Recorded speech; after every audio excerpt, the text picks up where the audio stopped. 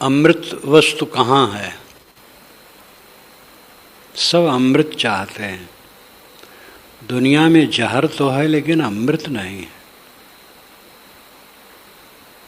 सुनी सुधा देखी गरल सब करतूत कराल। सुना जाता है सुधा और देखा जाता है गरल। कैसा संसार है। अमृत केवल सुना जाता है और जहर देखा जाता है। जहर खा के लोग मरते हैं, अमृत पी के कोई अमर हुआ हो पता नहीं। कहीं नहीं हुआ कोई अमृत पिए और न मरे। तो क्या निराश हो जाना चाहिए? जिस दृष्टि से हम संसार में अमृत खोजते हैं वो अमृत नहीं है कि जिसको पी लो और देह बनी रहे। देह बनी रहे तो बड़ी झंझट है। महाभारत में आता है कि यमराज यज्ञ कर रहे थे और लंबा यज्ञ था, बहुत लंबा। तो अब वो यज्ञ कर रहे तो उसमें फंसे तो मारे कौन? तो कोई मरता ही नहीं था। तो इतनी पब्लिक हो गई, इतनी पब्लिक हो गई, एकदम भीड़। तो जितने देवता थे सब ब्रह्मा के पास गए, कहे महाराज तो बड़ा कठिन है, आदमी सब अमर हो गए और बहुत परेशानी है। ब्रह्मा जी ने कहा तो तुम लोगों को क्या तकलीफ है?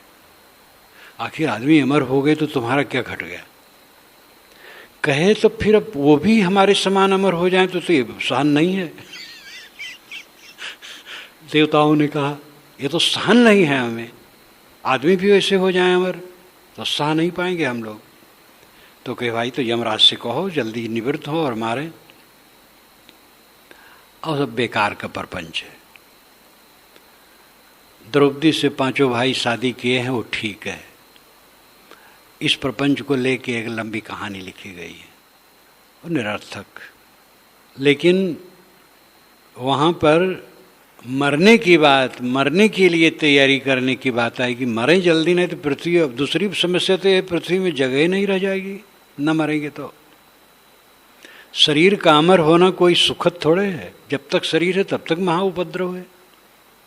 क्या पाते हो देह धर करके? दुख के अलावा कोई कुछ मिलता है किसी को? तो जो होश में नहीं है वो अहंकार करके जलता है। जिसको होश है, जिंदगी को जो समझा जिंदगी को रोता है।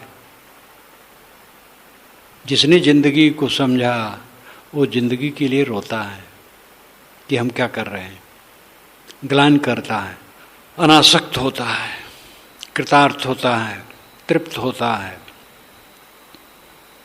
जिंदगी की जो समझ ले धन्य है, निर्भय, निश्चिंत, आनंदमय, सब समय सुखी। वो अहंकार ममकार छोड़ देता है, जीते जीते मर जाता है, अमृत हो जाता है। अमृत होना चाहो तो जीते जीते मर जाओ।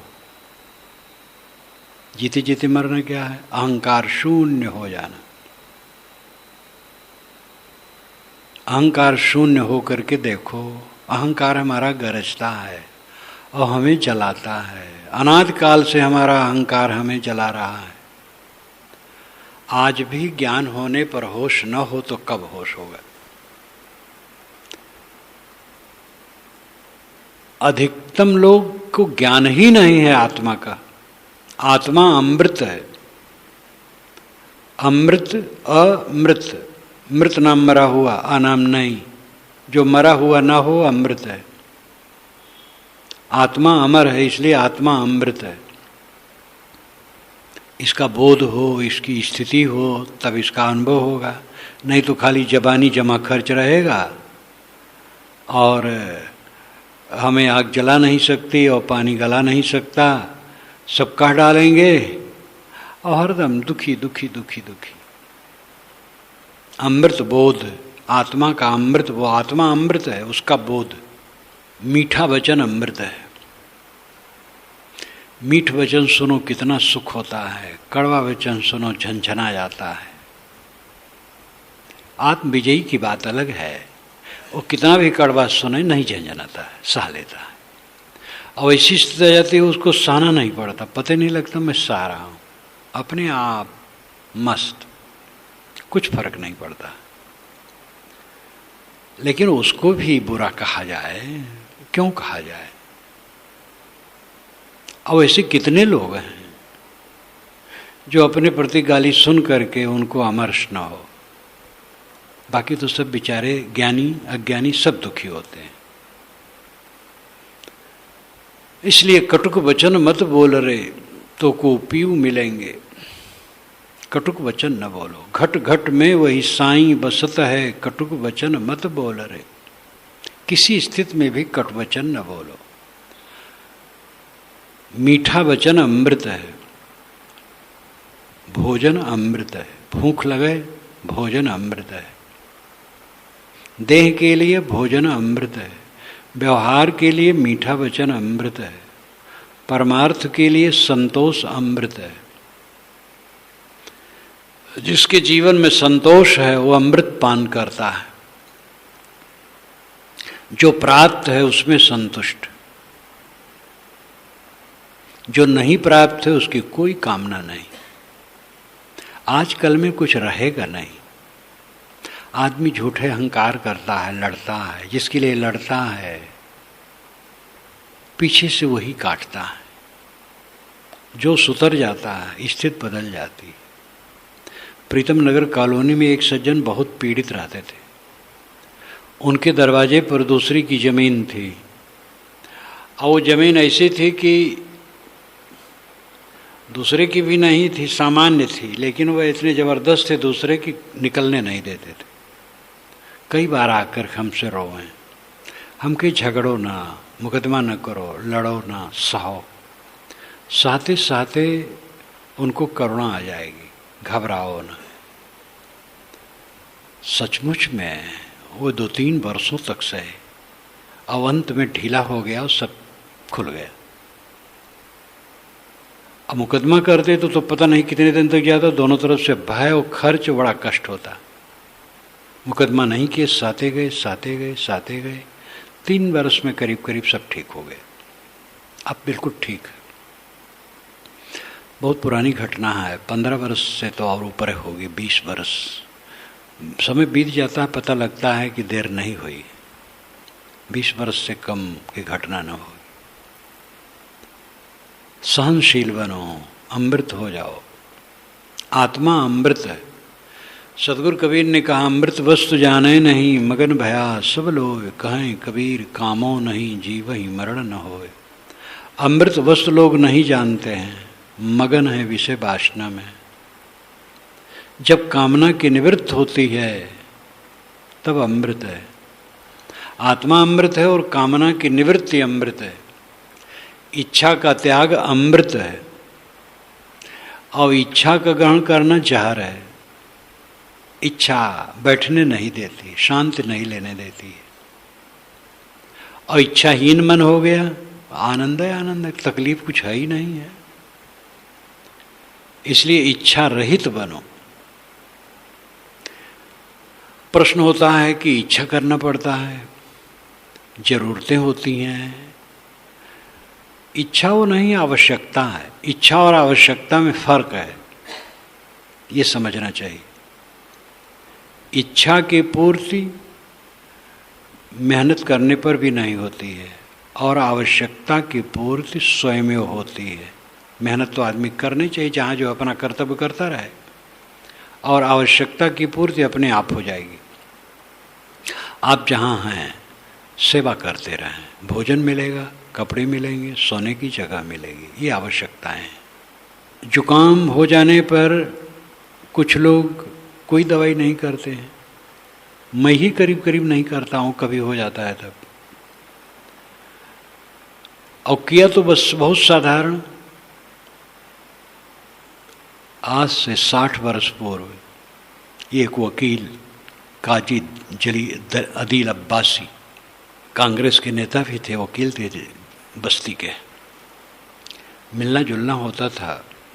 अब तो मैं तो बच्चा था, लेकिन पिताजी के संपर्क में काफ़ी योग्य थे, काफ़ी अच्छे थे। कहीं दिल्ली गया, जुकाम हो गया था, जुकाम हो गया था। 1,000 रुपया खर्च हो गया, जुकाम हो गया था। 60 बरस के पूर्व 1,000 और आज कितना लगेगा, ये तो गणतज्ञ ही जान पाएगा। और उस समय हम लोगों के जुकाम में कुछ भी नहीं लगता था। आज भी कहीं खरखुदवा कर लिया तो आज भी नहीं लगता है।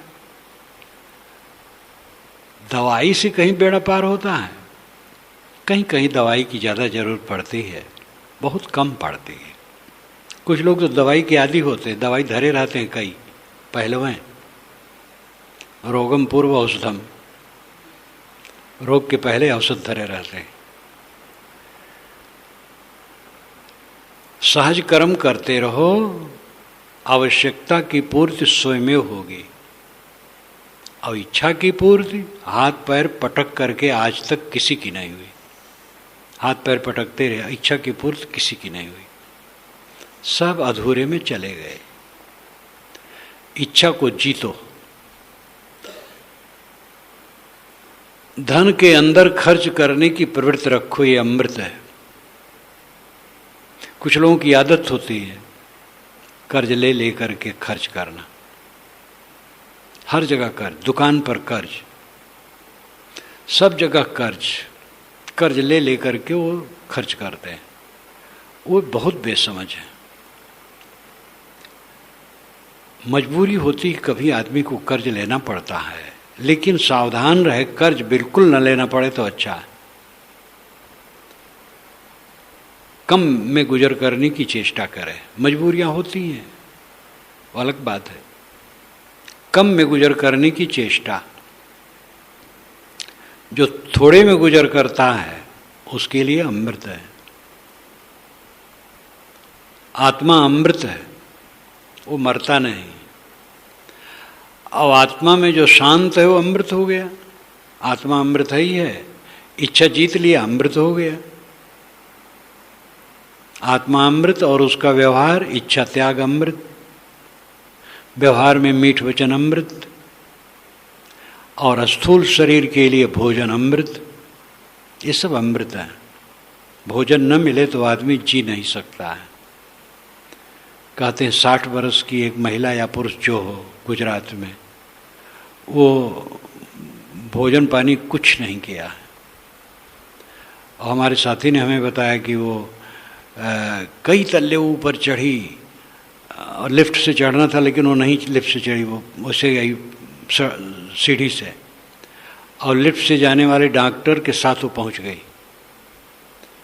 और वो 60 वर्ष से न पानी पी है न भोजन किया है। हमें तो विश्वास नहीं होता है। तो भोजन के बिना जीवन नहीं चलेगा।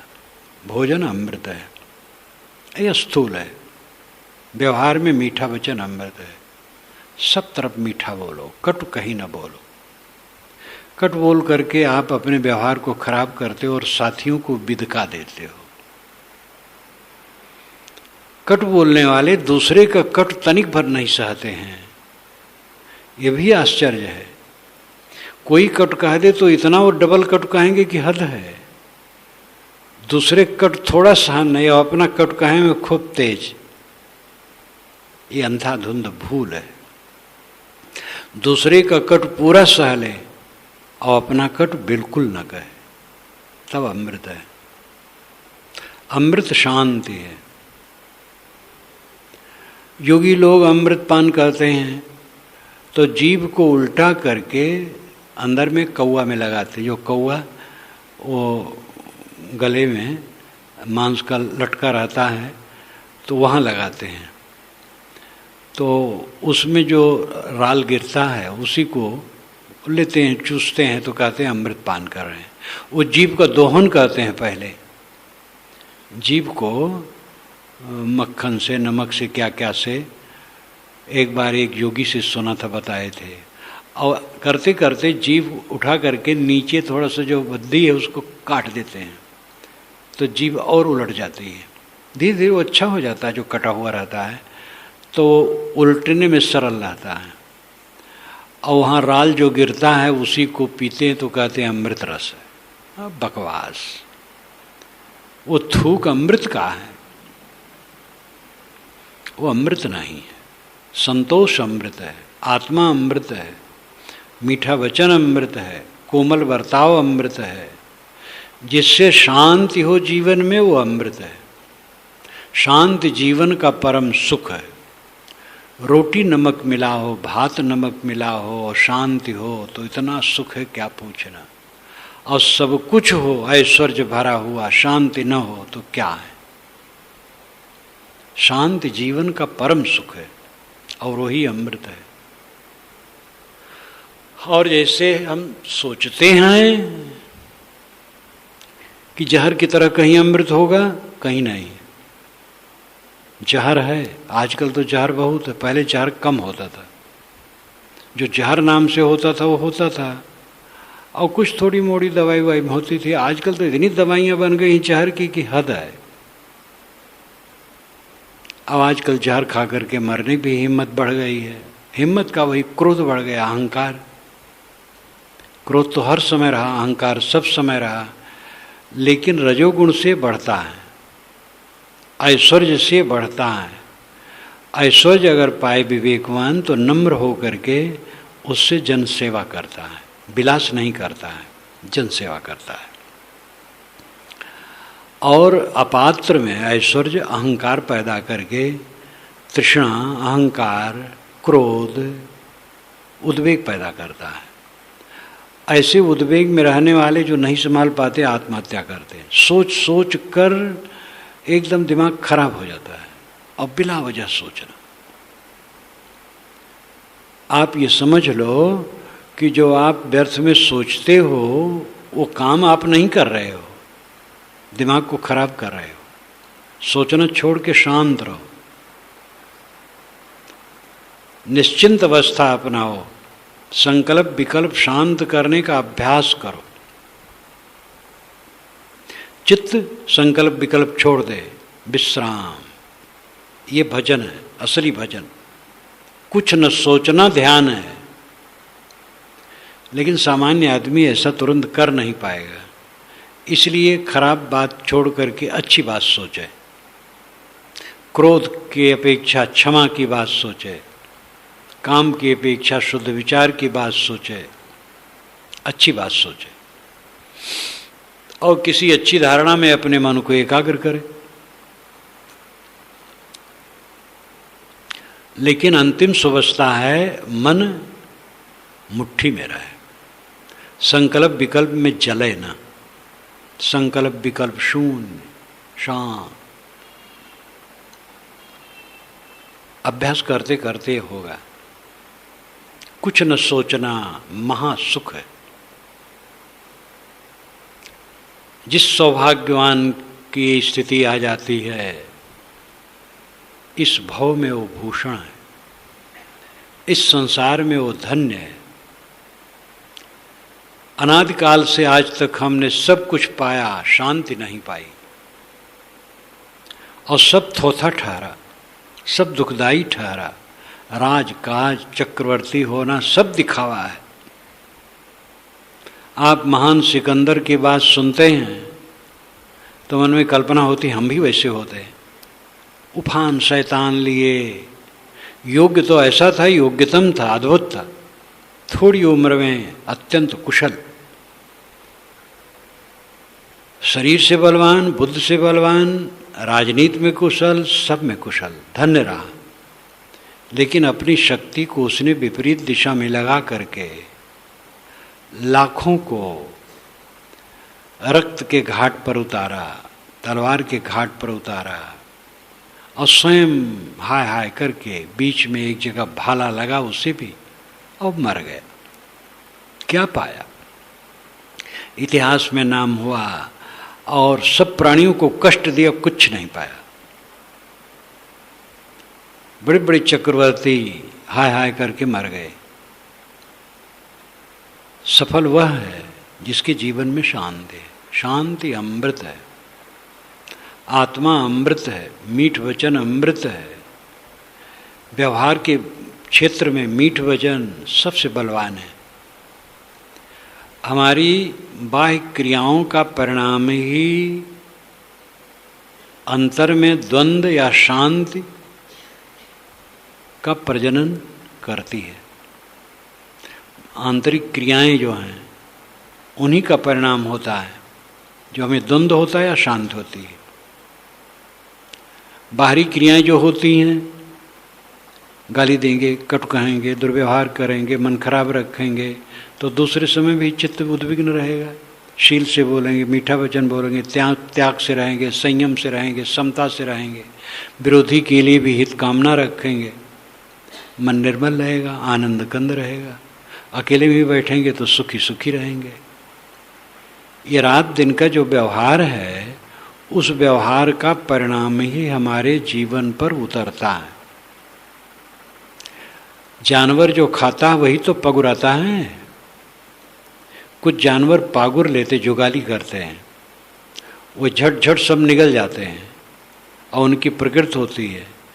जब निश्चिंत होते हैं तब एक एक और अंदर से निकाल कर मसलते हैं दांत से, और खूब मसल करके घुट कर देते हैं, फिर दूसरा निकालते हैं। अद्भुत है उनका कारखाना, हम लोग नहीं कर सकते।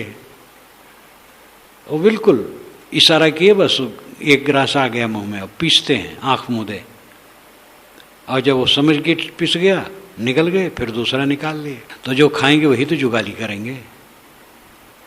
जो बोलेंगे, सोचेंगे, करेंगे, संकल्प विकल्प में वही आएंगे।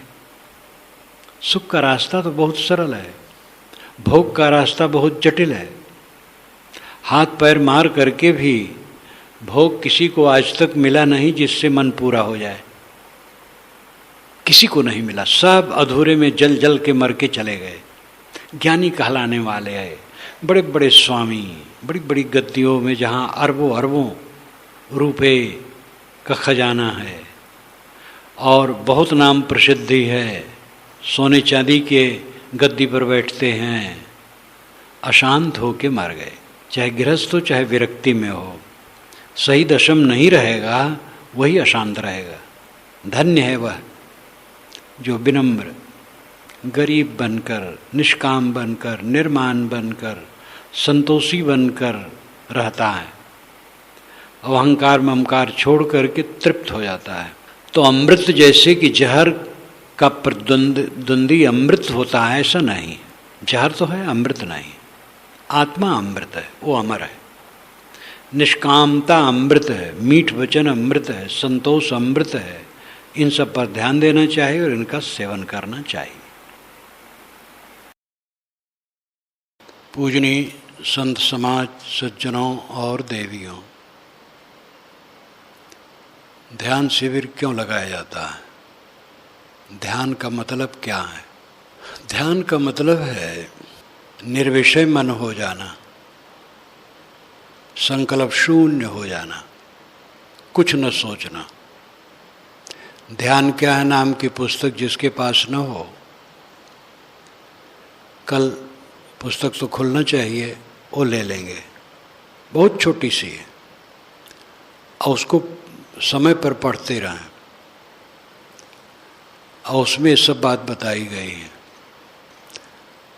शायद पहला ही वाक्य कुछ न सोचना ध्यान है। आत्मा निर्विकल्प है,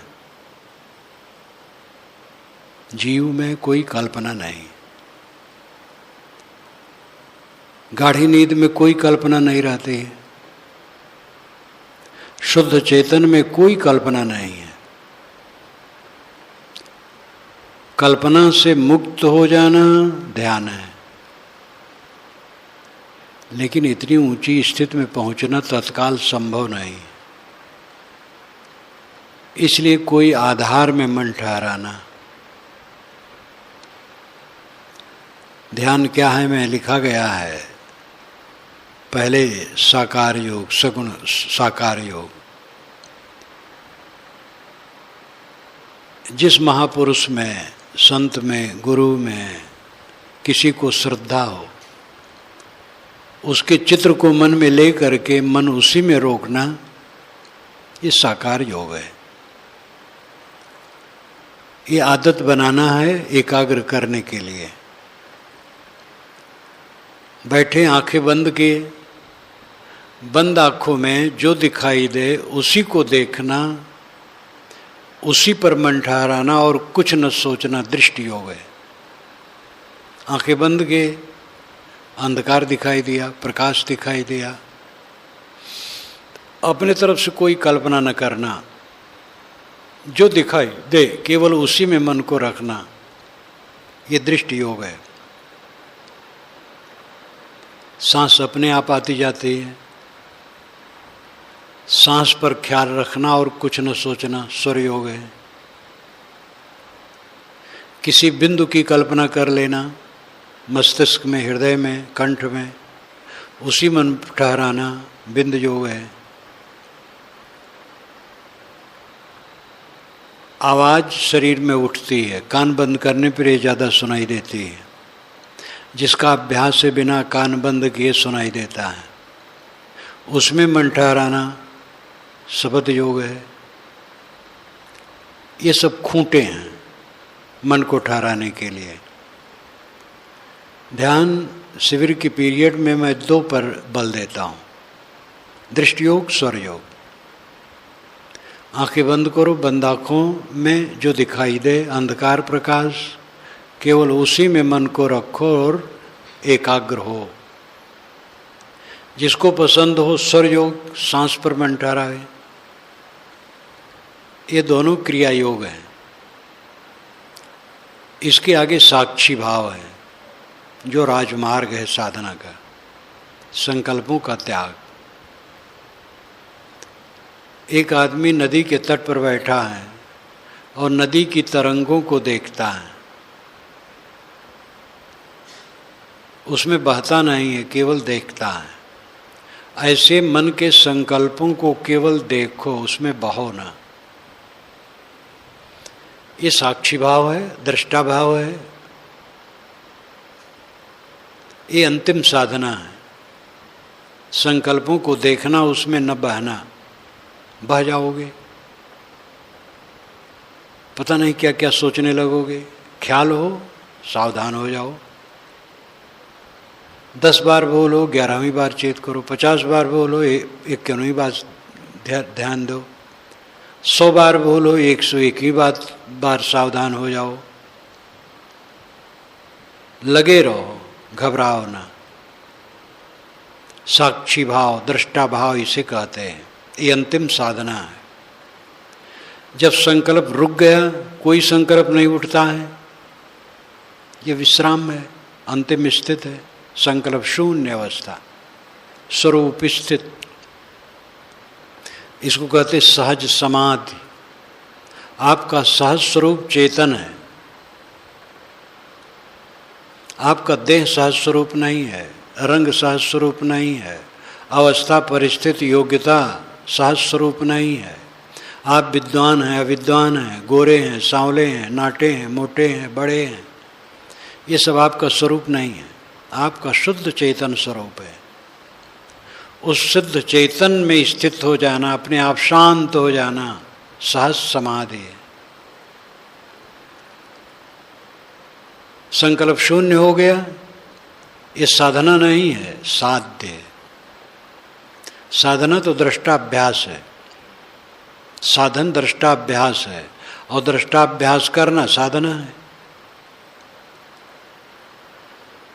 साक्षी भाव, इसमें भी सब नहीं ठहर पाते हैं। शुरू में नए साधक हैं। एक बार नवापारा में ध्यान शिविर जब था, 10 वर्ष हो गए होंगे, एक महंत थे बुजुर्ग। उस समय मैं शायद तीसरे दिन दृष्टा अभ्यास कहा कि बंद आँखों में जो दिखाई दे उसी में मन ठहराओ। अंधकार प्रकाश जो दिखाई दे, अगर कोई देर तक एकाग्र भाव से बंद आँखों पर ध्यान रखे तो अंदर में आँख में गर्मी, प्रकाश, बादल जैसा, बाल जैसा, कोहरा जैसा, सड़क जैसा, मंदिर जैसा, पर्वत जैसा दिखाई देने लगता है। और कुछ नहीं रहता है, केवल नेत्र विकार रहता है। तो एक एकाग्रता के लिए बहुत सरल साधन है। मैंने जब बताया तब दूसरे दिन वो महंत मुझसे मिलके कहा कि साहब मैं भाग जाने वाला था, मेरा मन ठहर नहीं रहा था, कल आपने बताया इसको, बस इसमें रम जाता हूँ। ये सबसे सरल साधन है। आंखें बंद करो और बंद आंखों में जो दिखाई दे अंधकार प्रकाश, उसी में मन को रोको। दूसरा स्वर योग है, सांस आती जाती है। सांस दिखने की चीज नहीं है, अनुभव की चीज है। ये सूक्ष्म है, सांस पर मन ठहराओ। इसमें अनेक साधक हैं जो बहुत पुराने हैं, वे दृष्टि योग स्वर योग नहीं करेंगे, वो साक्षी भाव में रहेंगे। इसलिए मैं एक साधन में नहीं बांटता हूँ, जिस योग्यता के जो हैं वैसा करें। पहला मैंने साकार योग कहा, किसी को यही प्रिय है कि किसी संत या गुरु का जिसमें उनकी श्रद्धा है, उनका चित्र मन में ले लिए, उसी में मन ठहराते हैं, कोई बात नहीं, बहुत बढ़िया है। एक शुभ खूंटे में मन को बांधना है, ये पहला अभ्यास है। फिर साक्षी भाव द्वारा संकल्पों का त्याग, और त्याग होते होते जब संकल्प रुक गए, बस वही अंतिम स्थिति है। संकल्प नहीं रुके तो भी साक्षी भाव में हैं और संकल्पों को त्यागते रहते हैं, तो पूरी सफलता है। मन का बोझा सब उठाए घूम रहे हैं, दुख कहाँ है? मन की गड़बड़ी से। केवल मन को जीत लेने वाला, मन को शुद्ध कर लेने वाला कृतार्थ हो जाता है। सबको अपने ऊपर अनुकूल करने के चक्कर में न पड़ो,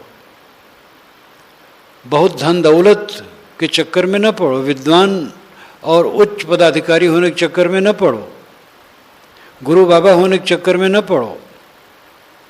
मन को ठीक करो, मन ठीक हो। मन ठीक होने पर दुख नाम की कोई चीज नहीं है। उसको वही दुख हो सकता है जैसे फोड़ा फुंसी, जर बुखार, शरीर का रोग हो जाए, चोट लग जाए, शारीरिक दुख हो सकता है, भूख प्यास लग जाए, मन का दुख समाप्त हो जाएगा। मन का दुख समाप्त होना ही जीवन की परम उच्च अवस्था है।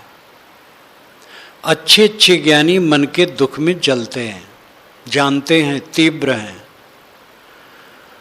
शास्त्र मर्मज्ञ हैं, सूक्ष्मदर्शी हैं, लेकिन अहंकार बस मन में उलझे हैं। ये अहंकार के खूंटे में हम बंधे हैं, इसलिए जल रहे हैं। अपने अहंकार के खूंटे को तोड़ दो, विनम्र हो जाओ, सरल हो जाओ, मन को शोध डालो, मन को साफ कर लो। ऑब्जेक्शन दूसरे न करो, दूसरे सब ठीक है, सबको ठीक करके ठीक होना चाहते हो, कोई कर पाया है? गलत तो यह है कि हमारे मन में अहंकार है, असहनशीलता है। अपने मन के अहंकार को तोड़ दो, अत्यंत सहनशील हो जाओ, सागर की तरह गंभीर हो जाओ, शीतल हो जाओ। ये जीवन की ऊंचाई है। मन को वश में करना यही जीवन का परम फल है। इसी को साधने के लिए, इसी को बताने के लिए, इसी का प्रशिक्षण देने के लिए ध्यान शिविर का आयोजन वर्षों से किया जाता है। पारखी संत ध्यान करते थे। मुझे याद है, मैं बढ़हरा आता था, जो मेरा गुराश्रम है, मेरा शरीर जहाँ जन्मा वहाँ से बहुत दूर नहीं था, 10 किलोमीटर होगा। और आता था गुरु जी के आश्रम पर, तो सुबह देखता था कि संत ध्यान में बैठे हैं, अपने अपने आसन पर बैठे हैं, आंगन में बैठ गए हैं। शाम को भी कोई कहीं बैठा है। ध्यान करते हुए मैं पहले से देखता हूँ। मैं अपने ढंग से ध्यान करता था, ब्रह्मा विष्णु शंकर राम कृष्ण का, लेकिन जब पारक सिद्धांत का बोध हुआ तो ऐसा करने लगा और सदा ध्यान करता था। यहाँ आश्रम बना तब से इस नींव डाल दी गई, सुबह सब ध्यान में बैठे और ये काफ़ी दिन हो गया, 77 से हम लोग बैठे प्रीतम नगर में, और काफ़ी दिनों के बाद तब ये आयोजन किया गया कि भक्त लोग भी लाभ लें और सीखें समझें, और उसका परिणाम अच्छा हो रहा है, इसलिए आयोजन किया जाता है। इसको सफल बनाने के लिए आपको चाहिए कि हल्का खाएं, खाते समय बहुत सावधान रहें, परोसने वाले ज़्यादा ना परोस दें, 3 बार परोसें कोई हर्ज नहीं, थोड़ा थोड़ा परोसें जिससे कि पतरी में छूटे ना, बर्तन में छूटे ना भोजन, और लेने वाले सावधान रहें। भोजन संतुलित करें, सुबह जलपान मिलेगा, दोपहर को गर्म भोजन, शाम को भी गर्म भोजन। कई ध्यान शिविरों में दूसरे मतों के तो दोपहर को भोजन देंगे, शाम को एक एक केला दे देंगे बस, कहीं कुछ। लेकिन यहाँ भी पहले विचार हुआ कि कैसे किया जाए, तो हुआ कि दोनों टाइम भोजन दिया जाए, सुबह जलपान दिया जाए, साधक स्वयं हल्का खाएं, इधर से प्रतिबंध न किया जाए, और तभी आप बैठने में आनंदित होंगे जब हल्का खाएंगे। अब आदत बनेगी, ऐसा रोज खाना चाहिए। हम लोग तो इसके लिए पूरा अभ्यास रखते हैं, हल्का खाने का आनंद जो जानते वो जानते, मैं खुद जानता हूँ। इतना काम आज तक मैंने किया, पेट भर भर के खाता तो अब तक बड़ी तोंद हो जाती, और पड़ा रहता बिस्तर पर, और 4 शिष्यों से मुक्की लगवाता, लेकिन किसी से पैर नहीं छुआता हूँ कभी, मुक्की लगाने कोई बातें नहीं। और काम अभी भी करता हूँ, इसलिए कम खाने का आनंद। हमें लोग शिकायत करते हैं आप दुबले हैं, मैं कहता हूँ मैं दुबला ही रहना चाहता हूँ। दुबले हैं लेकिन स्फूर्ति है। कम खाओ, ये विश्वास करो, कम खाने में आनंद है। कम खाने से टट्टी साफ होती है, ज़्यादा खाने से कब्ज बढ़ती है। जो हम खाते हैं छोटी आंत में जाती है चीज़, और वहाँ पचती है, वो फुहारे के रूप में बड़ी आंत में जाती है, और छोटी आंत में कुछ नहीं रह जाती है। जब वो पकी नहीं रहती, ठीक से पची नहीं रहती है, तो बड़ी आंत में जा कर के वह उसके दीवार में चिपकती है। टट्टी बैठने पर उतरती नहीं, कुछ थोड़ी उतरी, बाकी इधर उधर चिपकी रही। जो चिपकी रहती है वो बराबर सड़ती है, तो उसमें गैस बनती है, और ये लगातार होते होते कुछ टट्टी निकल जाएगी, कुछ पड़ी रहेगी, दीवार में चिपकी रहेगी। ऐसे सड़ते सड़ते गैस की बीमारी हो जाती है, और वो गैस शरीर के किसी भी कमजोर अंग को रोगी बना देती है। और जो संतुलित खाता है, जल्दी पचने वाली चीज़ चबा करके कड़ी भूख लगने पर, और कम खाता है, छोटी आंत में ही काफ़ी पक जाती है। रही कसर बड़ी आंत में, बड़ी आंत सोख लेती है रस, और टट्टी खिल जाती है, और जाने पर सोच में उतर जाती है। स्वास्थ्य के लिए अत्यंत आवश्यक है, साधना के लिए अत्यंत आवश्यक है। और इस पीरियड में तो सबको 2-2 घंटे 4 बार बैठना है, इसलिए कम खाने पर सदैव ध्यान रखो। और ये भी ध्यान रखो थाली में अन्न छूटे ना। यहाँ कोई ऐसे नहीं कि जानवर रखे गए हैं और ले जाकर के कोई नाद में डाल दिया जाए, इसलिए सावधानी से भोजन लो, और परोसने वाले सावधानी से परोसें। मौन की आवश्यकता है। जो यहाँ कारबरदारी है उनको मजबूरी है, उनको बात करना पड़ेगा। मुझे सबसे ज़्यादा बोलना है तो मजबूरी है, लेकिन साधक जो ध्यान शिविर में आए हैं उनको मजबूरी नहीं है, एकदम मौन रहें, शांत, और घूमे भी तो दो साथ नहीं, अकेले बातचीत न करो। यहाँ से बिस्तर पर जाओ, जब सेवक काम जो हो कर लो, आराम करना हो तो वहाँ आराम करो, और साधना संबंधी ही पुस्तक पढ़ो और पुस्तक न पढ़ो। अखबार पढ़ने की तो यहाँ बातें नहीं, ट्रांजिस्टर किसी को तो सुने ना, आजकल तो मोबाइल में हो गया है, लेकिन ये सब बिल्कुल न सुने। और मोबाइल का भी प्रयोग एकदम बंद रखो 7 दिन, एकदम संसार से अपने को काट दो। मौन, शांत, संतुलित भोजन, इस पर ध्यान दो। मौन पर और संतुलित भोजन पर बहुत जरूरी है ध्यान देना। और टाइम से जब जब यहाँ आना हो 2 मिनट के पहले आ जाओ, व्यवस्थित बैठ जाओ। और बाकी सावधानियाँ तो बताए ही होंगे, फिर बताएंगे। जीवन का परम फल है क्लेश रहित मन होना, मन दुखी न होना। सब जीव दुखी है क्योंकि सबके मन में अहंकार है। किस चीज का अहंकार है? ये टट्टी पेशाब की थैली का। टट्टी पेशाब की थैली ये शरीर है, इसी का अहंकार है।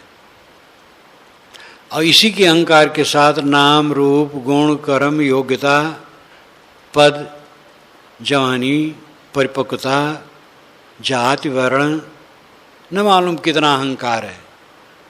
ये लाश के साथ सब अहंकार है। और इसी का अहंकार हमें जलाता है। अपने को समझो आप शुद्ध चेतन हो, आकृत विहीन हो, रूप विहीन हो। आपका कोई नाम नहीं, रूप नहीं, कोई पद नहीं, कोई योग्यता नहीं, कोई विशेषण नहीं, निर्विशेष, शुद्ध, निर्मल, ऐसा आपका स्वरूप है। फिर किस चीज का अहंकार करते हो? किस में मिलते हो? क्या आपका है? अपने असंग स्वरूप का ख्याल करो। जो मैं कहने वाला है वो आत्मा है, शुद्ध चेतन है।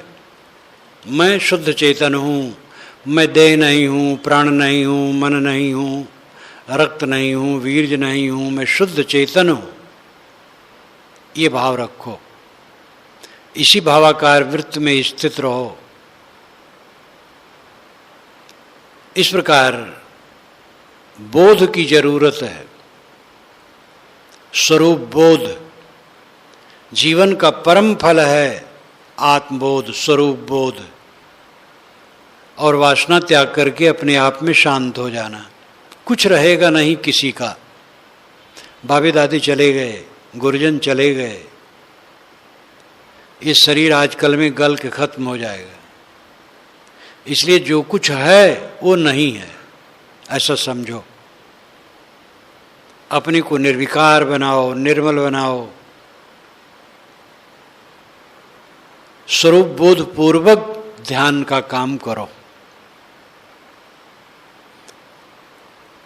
और सावधानियां सब बताए ही होंगे। बैठने में सावधानी रखो, सीधा बैठो। कमर झुका के बैठने का आदत न रखो, सीधा बैठो। बहुत तनने की आवश्यकता नहीं, अस्वाभाविक, लेकिन कमर झुका के न बैठो, सीधा सरल। गला, कंधा, कमर, पीठ सब बराबर सीधा।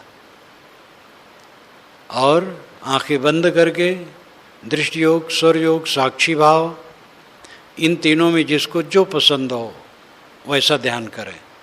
दृष्टि योग, बंद आँखों में अंधकार प्रकाश जो दिखाई दे उसी में मन को ठहराना दृष्टि योग है। सांस पर मन ठहराना स्वर योग है। संकल्पों का त्याग करना, कुछ न सोचना, निश्चय कर लेना कुछ नहीं सोचूंगा, जो याद आए छोड़ दो, छोड़ दो, छोड़ दो, इसमें घबराओ मत, छोड़ते जाओ, छोड़ते जाओ, मन हल्का हो जाएगा। ये साक्षी भाव है। जैसी अपनी योग्यता और रुचि हो, साधक इसको लेंगे और ध्यान में पूरी तत्परता पूर्वक सांगोपांग काम करो। जैसे मौन रहना, संतुलित खाना, जहाँ है तहाँ सफाई स्वच्छता रखना और नियम से आना और चेष्टा से करना। शौक से, बिन शौक फकीरी मिट्टी है, शौक से काम करो। ये प्रशिक्षण इसीलिए है, न शरीर रहेगा और न मेरा माना हुआ कुछ रहेगा, कुछ है ही नहीं, आजकल में खो जाएगा। शरीर रहते रहते मन से खो जाए, हरदम लगे कुछ नहीं है मेरा हर समय लगे मेरा कुछ नहीं है, मेरा मैं हूँ और कुछ नहीं, तब फिर पूछो, देखो कितना आनंद। जो मन दुखी रहता है, कच्चा मन, किसी ने कुछ कह दिया दुखी, कुछ हो गया दुखी, हानि हो गई दुखी, और तमाम हानि लाभ सुख दुख में मन पिचिर पिचिर करता रहता है। ये सब विवेक की कमजोरी है। जब अहंकार टूट जाता है, साधक निर्मल चित्त का हो जाता है, सब समय क्लेश रहित है। उस क्लेश रहित स्थिति के लिए सब अभ्यास कराया जाता है। हर समय आदमी आंख मूंद के बैठा नहीं रहता है, संकल्प छोड़ करके बैठने का हर समय अवसर नहीं होता है।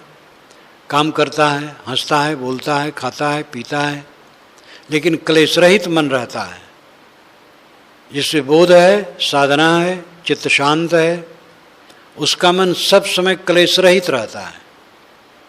बड़ी भारी विपत्ति आने पर कोई क्लेश नहीं, बड़ी संपत्ति आने पर कोई हर्ष नहीं, समता भाव। ये विवेक में ढल जाना साधना का फल है। इन सब बातों पर ध्यान दें। बाकी और निर्देश आगे पीछे मिलता रहेगा। जो मैं कहता हूँ इस मंत्र को दोहराओ। अहम शुद्ध चैतन्य ज्ञान स्वरूपम अजराहम अमराहम अखंडम अनूपम अहम शुद्ध चैतन्य ज्ञान स्वरूपम अजराहम अमराहम अखंडम अनूपम अहम शुद्ध चैतन्य ज्ञान स्वरूपम अजराहम अमराहम अखंडम अनूपम अहम शुद्ध चैतन्य ज्ञान स्वरूपम अजराहम अमराहम अखंडम अनूपम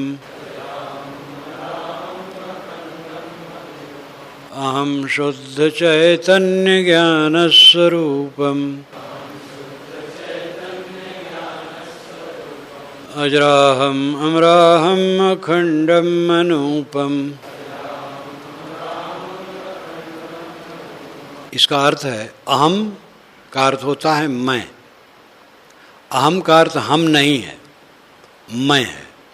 अहम मैं, शुद्ध चैतन्य, मैं शुद्ध चेतन हूँ। इस चेतन में कुछ मिलावट नहीं, इसलिए शुद्ध है। अहम शुद्ध चैतन्य ज्ञान स्वरूपम, मेरा स्वरूप ज्ञान है। अहम शुद्ध चैतन्य ज्ञान स्वरूपम। अजराहम, अजर अहम, अजराहम का पदच्छेद होगा अजर अहम। मैं अजर हूँ। अजर का मतलब जो जीर्ण न हो, बूढ़ा ना हो, खराब ना हो। अजराहम, अमराहम, अमर अहम, मैं अमर हूँ, मैं मरता नहीं हूँ, देह मरती है, मैं आत्मा हूँ, मरता नहीं। अजराहम अमराहम अखंडम, मैं अखंड हूँ, टूटता नहीं हूँ। अजराहम अमराहम अखंडम अनूपम, अनुपम अनुपम, विलक्षण हूँ, प्रकृति से विलक्षण हूँ। इस प्रकार एक छोटे से मंत्र में स्वरूप भाव भरा हुआ है। अहम शुद्ध चैतन्य ज्ञान स्वरूपम अजराहम अमराहम अखंडम अनूपम।